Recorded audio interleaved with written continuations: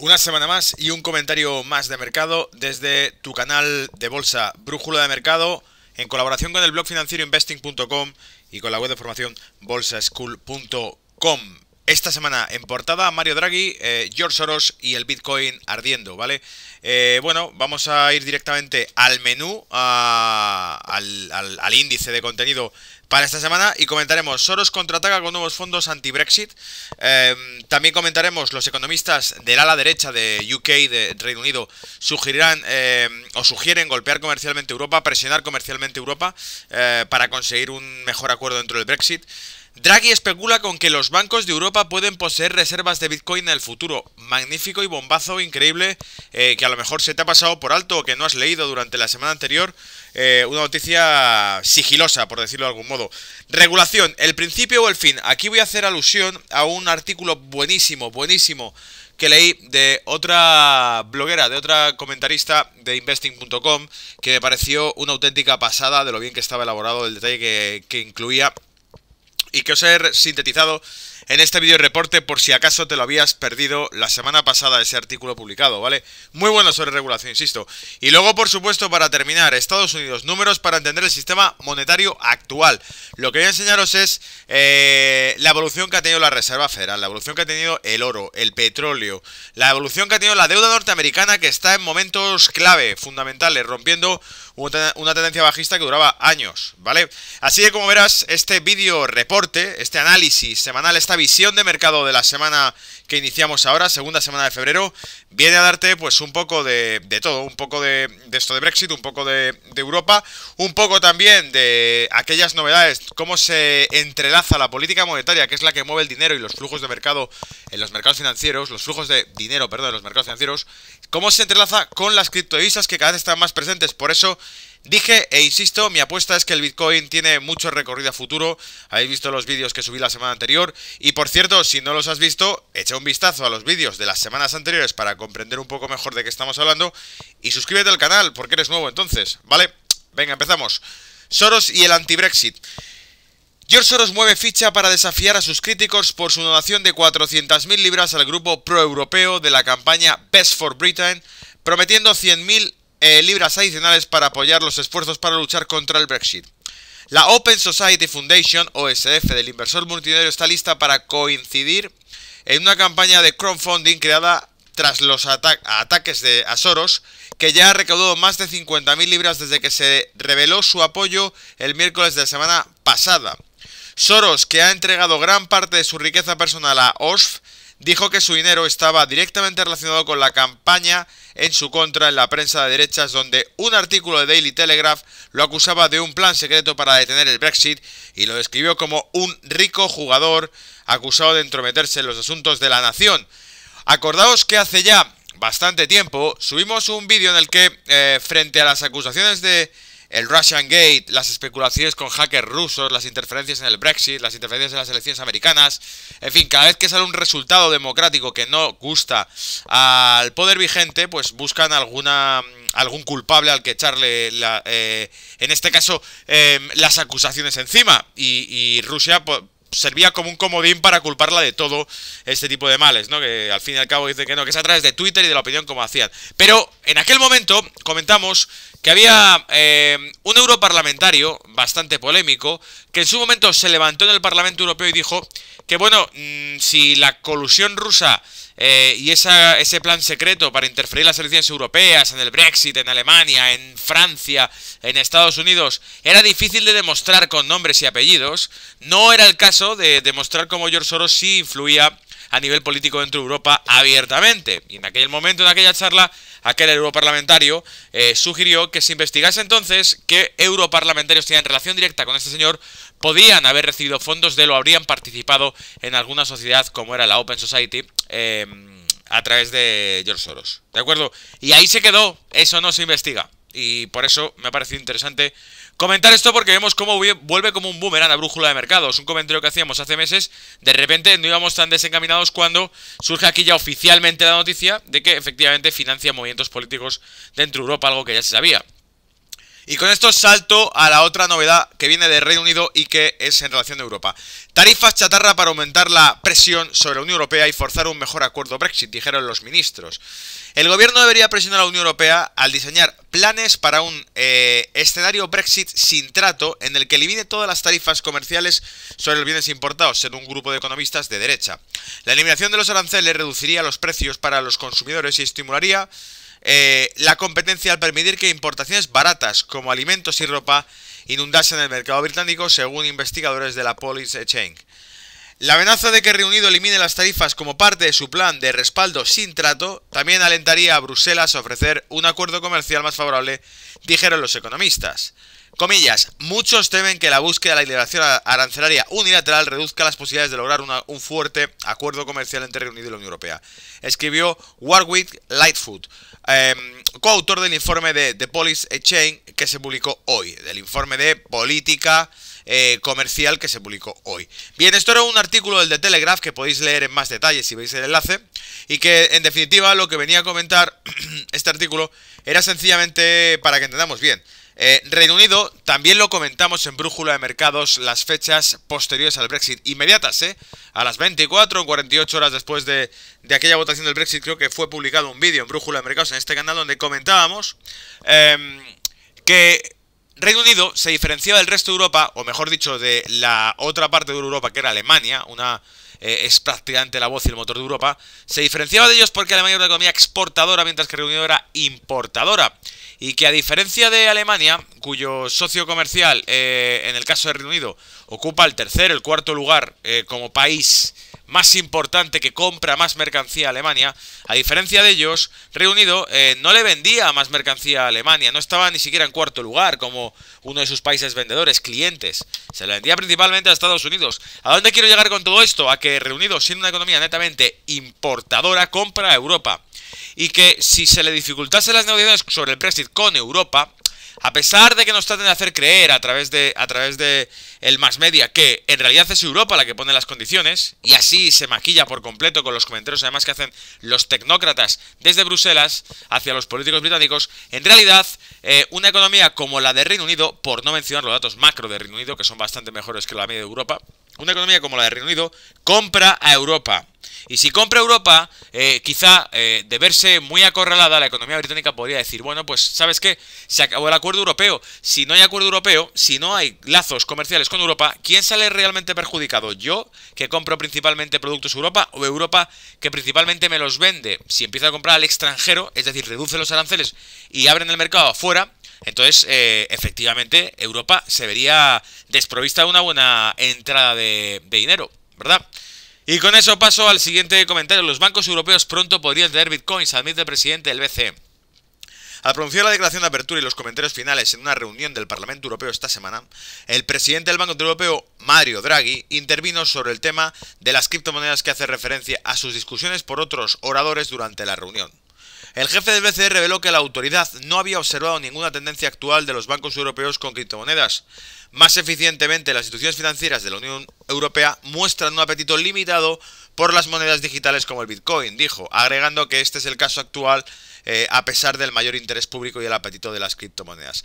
Pero cuidado y atención con lo que dice ahora. Sin embargo, los acontecimientos recientes, como la inclusión de los contratos futuros del Bitcoin por parte de las bolsas de valores de los Estados Unidos, también podrían llevar a los bancos europeos a mantener posiciones en Bitcoin y por lo tanto ciertamente lo veremos. Es decir, Mario Draghi abre la puerta a que el Bitcoin esté contemplado dentro de los balances de los bancos europeos, ¿vale? Una cuestión fundamental, el presidente del segundo mayor banco central del mundo cita el Bitcoin como posible activo de reserva de los bancos europeos, ¿vale?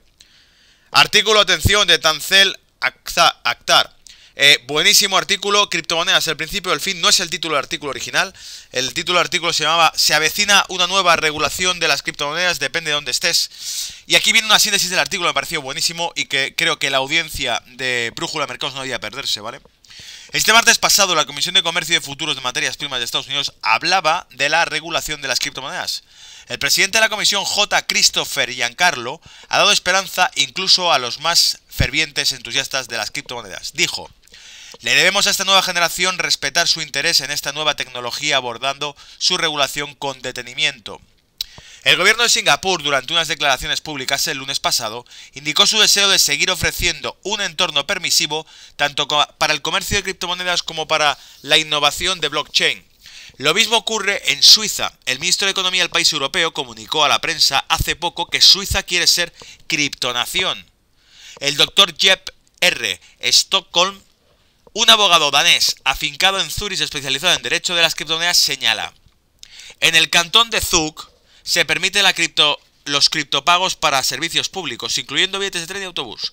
Hay varios criptocajeros en los que pueden comprarse moneda digital o cambiarla a dinero efectivo, e incluso floristerías, peluquerías, restaurantes, hoteles, panaderías, proveedores de servicios de ocio y zapaterías que anuncian su capacidad de aceptar criptomonedas como pago.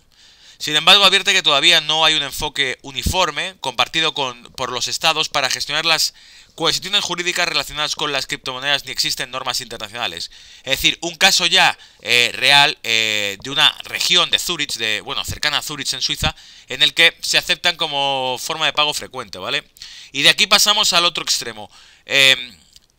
Alan Clover, CEO de Koala, una empresa que está desarrollando una moneda digital autónoma, se centra en el entorno en general más regulado de la segunda economía del mundo, China, ¿vale? Y cito: China tiene un legado de la economía dirigida y las autoridades reguladoras han dejado claro, de obra y palabra, que tienen la intención de eliminar cualquier actividad con criptomonedas que pudiera socavar el control del gobierno sobre la economía. Espero que los reguladores chinos prohíban todas las criptomonedas menos las oficiales, paréntesis, o las oficiales de facto, y sean pioneros del potencial de esta tecnología. Los reguladores de Estados Unidos tienden a levantar la mano más e intervenir como cuando tiene lugar alguna desviación. La confusa redacción de las leyes sobre los valores y materias primas de Estados Unidos da a los reguladores de la nación mucha manga ancha. El reto va a ser interpretar estas leyes de forma que se disuada y sancione a los malos actores, sin arrojar a los innovadores a los brazos de otro país, o peor aún, a las vías del tren. Y con esto termino el resumen de ese comentario de criptomoneda que viene a decirnos que China tiene un interés bastante evidente, no solamente en controlar la criptomoneda, sino en controlar los apalancamientos, los derivados, los productos OTC, como viene haciendo desde el año 2013, ¿vale? Por miedo a que pueda haber perturbaciones. Atención, porque salto a la parte en la que doy datos concretos de la economía norteamericana, ¿vale? Estamos viendo cómo se rompe una tendencia bajista, a priori, sobre el bono a 10 años de Estados Unidos. Y os recuerdo que el cierre de este año, Brújula de Mercado, este canal, comentábamos los riesgos que había para el año 2008 de que se disparasen las primas en los bonos americanos, ¿vale? Se está cumpliendo hasta ahora esa profecía que hicimos de que sería un año en el que veamos que los bonos americanos empiezan a reflejar cierto riesgo. ¿Por qué? Porque comentábamos por aquel entonces, a finales del año 2017, es decir, hace tan solo 2 meses, comentábamos que la curva de tipo de Estados Unidos estaba aplanando, y eso indica que incertidumbre en Estados Unidos. Sin duda alguna, lo que hay que comprobar es que este pico que se ha formado, esa ruptura del bono a 10 años de la tendencia bajista, lo cual quiere decir que se dispara la prima de riesgo americana, atención, esa ruptura vendría a significar, bueno, quizá el techo fiscal que se consiguió rescatar hace bien poco, ¿vale? Es decir, la negociación que se hizo la semana pasada para ampliar el techo fiscal. ¿Hasta dónde llegan los tipos de interés? Saco otro nuevo gráfico desde Macro Trends, ¿vale? Aquí saco otro nuevo gráfico y digo, bueno, ¿dónde podrían llegar los tipos de interés? Bueno, creo que este año, como se especula con que se sigan subiendo los tipos, que estoy seguro que así ocurrirá, este año el objetivo podría ser perfectamente llegar al 2%, que no estamos tan lejos, si hay una subida de tipos, e incluso máximo un 3%. ¿Por qué? Porque si los gráficos descuentan todo realmente, con esto nos acercamos bastante a la tendencia y a las figuras que tendríamos tanto en soporte, resistencia en este caso, horizontales, como la tendencia bajista que ha tenido los tipos de interés, ¿vale? Y me voy directamente a comparar el balance de la Reserva Federal con el precio del oro. ¿Por qué? Porque esto es fundamental. Pese a que están subiendo los tipos de interés, fijaos como el balance de la Reserva Federal sigue plano. Es decir, la Reserva Federal no se está deshaciendo en ningún caso de los activos que ha ido comprando. ¿Por qué? Por miedo probablemente a que en el momento en que pase de compradora, ahora está en modo mantener, a liquidar y empezar a vender los bonos que ha ido comprando y absorbiendo como una aspiradora durante los últimos años, podría empezar a iniciar una tendencia bajista de los mercados, ¿vale?